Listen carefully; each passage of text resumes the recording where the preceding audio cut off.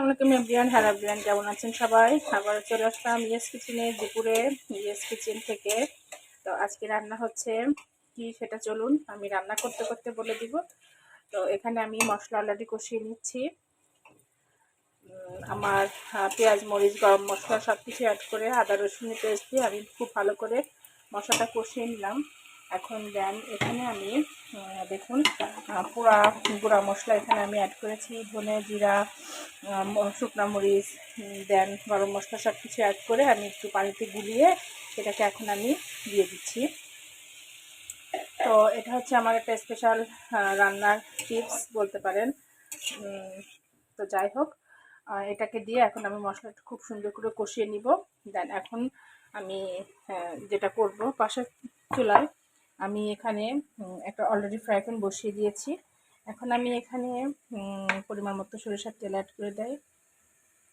ওকে, add করে দিয়েছি। এখন এখানে দেখুন আমার রসুন এবং মরিচ এখানে কাটা আছে। তো আমি প্রথমেই রসুনটা বাগার দিয়ে দেবো, দেন সাথে আমি কিছুটা কাঁচামরিচও দিয়ে দিলাম বাগার।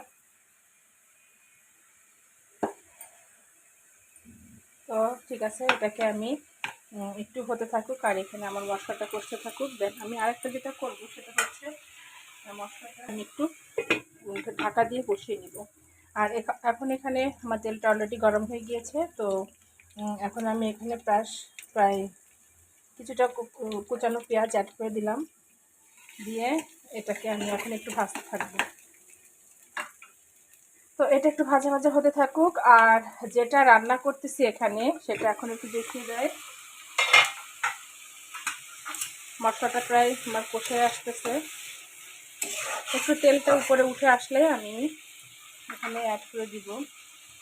আর পেঁয়াজ মরিচটা একটু ভালো করে একটু ভাজতে থাকুক। দেন এখন আমি যেটা করব সেটা হচ্ছে এখানে যে দেখুন আমি কিছুটা চিংড়ি মাছ রেখেছি, চিংড়ি মাছগুলো আমি অ্যাড করে দিলাম। তো আজকে আমি আগে থেকে বলতেছি না যে আমি কি রান্না করতেছি, আজকে একটু রান্নাটা দেখতে থাকুন। আর কি রান্না হচ্ছে সেটা আপনারা নিজেরাই দেখবেন। তো এটা হতে থাকুক, যেহেতু একসঙ্গে আমি দুটা হাত চুলাই রান্না করতেছি। আর এখানে আমার রাইস কুকারে অলরেডি ভাত বসিয়ে দিয়েছি। এটা হচ্ছে একসঙ্গে তিনটে রান্না আমার হয়ে যাচ্ছে পরপর। কারণ রান্না আমি যখন বসিয়ে দিই তখন আমার খুব তাড়াতাড়ি হয়ে যায়। এখানে এটা হতে থাকুক, তেলটা একটু উপরে উঠতে থাকুক, ঠিক আছে? তেলটা উপরে ওঠা খুবই দরকার। আর এটা একটু ভাজতে থাকুক। দেন এখন আমি যেটা করবো সেটা হচ্ছে আমি এখান থেকে আমি হলুদের গুঁড়াটা নিয়ে নিলাম। হলুদের গুঁড়া একটু অ্যাড করে দেয়। ওকে, এটা হলুদের গুঁড়া অ্যাড করে দিয়ে এটা একটু মশলা পেঁয়াজ একটু চিংড়ি মাছের সঙ্গে একটু ভাজতে থাকুক। দেন এখানেও তেলটা প্রায় উঠে এসেছে। তো আমি যেটা করবো সেটা এটা আরেকটু ঢাকা দিয়ে দেয়, চুলা হিটটা একটু মিডিয়াম হিট করে দেয়। আর ততক্ষণে এটা কি রান্না হচ্ছে সেটা আমি আপনাদের দেখিয়ে দিচ্ছি। এখন আমি যেটা করব সেটা হচ্ছে, তো এই যে দেখুন অলরেডি এই হচ্ছে করলা ভাজি করতেছি, আলু দিয়ে কুচিয়ে রেখেছি ভালো করে। তো এটা এখন আমি দিয়ে দিব। এটাই হচ্ছে আমার করলা ভাজি, চিংড়ি দিয়ে করলা ভাজি। তো এখন নিশ্চয়ই বুঝতে পারছেন যে কি রান্না হচ্ছিল এত ঘটা করে। আসলে কিছুই না, রান্নাটা এটাই হচ্ছে। দেন এখন আমি বাকি যেগুলো আছে সেগুলো দিয়ে দেয়। একটা টিপস দিব অবশ্যই, সেটা হচ্ছে কি যে করলাটা যখন ভাজি করবেন তখন অবশ্যই চুলার হিটটা একটু হাই হিটে রাখবেন। মানে করলা যেন তেতো না লাগে। তেতো না লাগার টিপস হচ্ছে এটাই। প্রথম স্টেপে প্রায় 25 থেকে 30 মিনিটের মতো একটু হাই হিটে এভাবে করলাটা একটু রান্না করে নেবেন। আর অনবরত নাড়তে থাকবেন যাতে নিচে লেগে না যায়, তাহলে হবে কি তেতো ভাবটা থাকবে না। আর করলায় যে পানিটা থাকে সেটা অলরেডি শুকিয়ে যায়, তখন আর থাকে না। ওকে, এখন দেখা যাক, এটা হতে থাকুক। আর এপাশে কী অবস্থা সেটা একটু দেখে নিই। ওয়াও, এটা দেখেন অলরেডি তেলটা উপরে চলে এসেছে। তেলটা অলরেডি উপরে চলে এসেছে। এখন আমি এটাকে একটু নাড়িয়ে দেখি।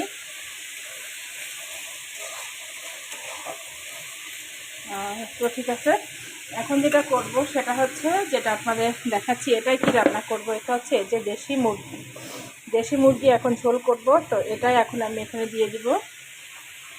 তো এটা হচ্ছে রান্না আয়োজন ছিল।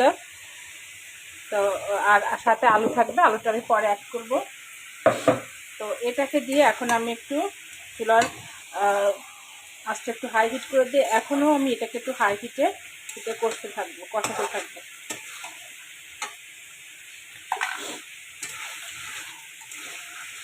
তো যাই হোক, রান্নার মূল যে গুরুত্বটা সেটা আমার অলরেডি হয়ে গিয়েছে। মশলা কষানোটা টেস্টটা কিন্তু স্বাদে অনেকাংশে বাড়িয়ে ফেলে এই মশলা কষানোটা।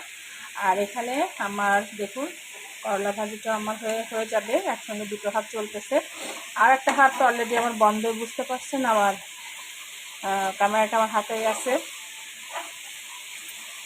তো কেমন হচ্ছে আজকের আয়োজনটা অবশ্যই জানাবেন। প্রতিদিনের সাধারণ নিয়মে যে রান্না হয় সবার ঘরে ঘরে সেটাই হচ্ছে, কিন্তু সেই রান্নাটা কীভাবে হয় সেটাই আপনাদের দেখানোর বিষয়। তো যাই হোক, রান্নাটাও আমি চেষ্টা করি একটু ভালোবেসে করতে, সময় নিয়ে। এটা একটু কষতে থাকুক ভালো করে। তো এখন যেটা করব, এটা ভালো করে আমি একটু কষিয়ে নিয়েছি।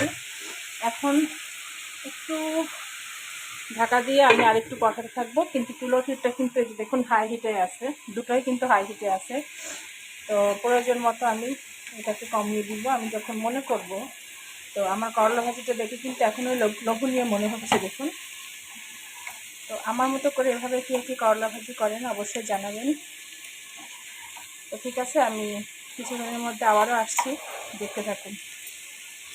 চলছে করলা ভাজি। তো আমি আগেই বলে দিয়েছি, করলা ভাজি তেতো না হওয়ার যে টিপসটা, সেটা প্রথম টিপসটা হচ্ছিল যে প্রথমে যখন করলা ভাজিটা করব তখন আমরা হাই হিটে, চুলার হিটটা হাই হিটে আমরা প্রায় 30 থেকে 40 মিনিটের মতো আমরা এটাকে সটে করে নিব।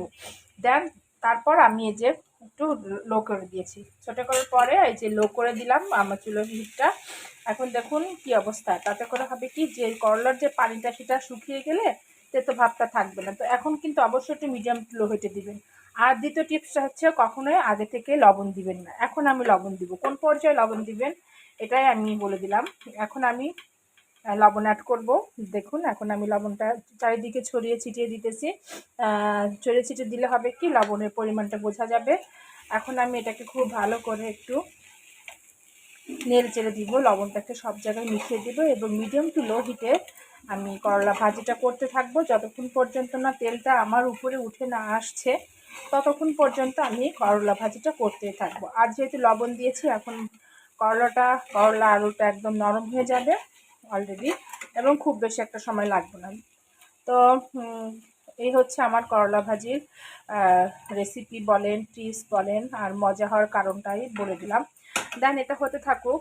আর এখানে আমি দেশি মুরগির ঝোল করতেছিলাম, সেটা দেখি কোন পর্যায়ে আছে। অলরেডি দেখুন আমি মুরগিটা কষিয়ে নিয়েছি খুব ভালোভাবে, তেলটাও বেশ সুন্দর করে উপরে উঠে এসেছে।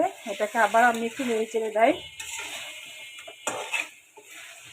তো এটাকে নেড়ে চেড়ে দিয়ে দেন এখন আমি যেটা করব সেটা হচ্ছে, আমি কিছুটা আলু কেটে রেখেছি, আমি একটু আলু দিয়ে এটাকে ঝোল করব। দেন দেখুন তেলটা কিন্তু খুব সুন্দর একটা ইয়ামি কালারও চলে আসছে, উপরে চলে আসছে।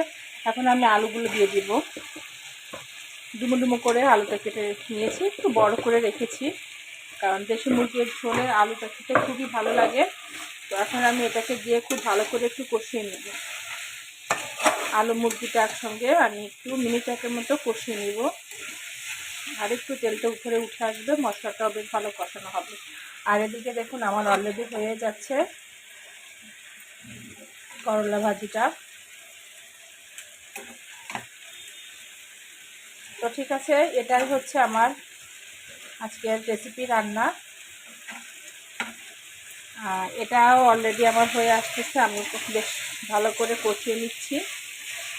এখন আমার কষানো অলরেডি ডান। যেটা করব এখন আমি কিছুটা পানি অ্যাড করে দিব, কিছুটা পানি আমি অ্যাড করে দিলাম। এই পানিটা অ্যাড করে আমি আলু আর মাংসটাকে আবারও আমি পানি দিয়ে মিনিট 2-1 মতো আমি একটু কষিয়ে নিব মিডিয়াম টু লো হিটে। অবশ্যই আমি এখন একটু ঢাকা দিয়ে দিব। তো এটা হতে থাকুক, আর এটা আমি এখন একটু সময় দিতে থাকি। এটাও প্রায় আমার হয়ে আসা পর্যায়ে হয়ে আসতেছে। তো ঠিক আছে, এটাই ছিল আজকে আমার ইয়েস কিচেনের মেনুতে। তো রান্নার ফিনিশিং অবশ্যই আমি আপনাদের এক ঝলক দেখিয়ে দিব যে কেমন হলো আজকে আমার রান্নাটা। রান্নার আর কিছুই দেওয়ার নেই, সব কিছু অলরেডি দেওয়া হয়ে গিয়েছে। এখন একটু সময় দিব ওদেরকে প্রসেসিংয়ের জন্য। তো ঠিক আছে, ভালো থাকবেন, আমি আবারও ফিরে আসতেছি ফিনিশিং রাউন্ডে। ওকে, চলুন, অলরেডি আজকে আমার রান্না অলরেডি ডান।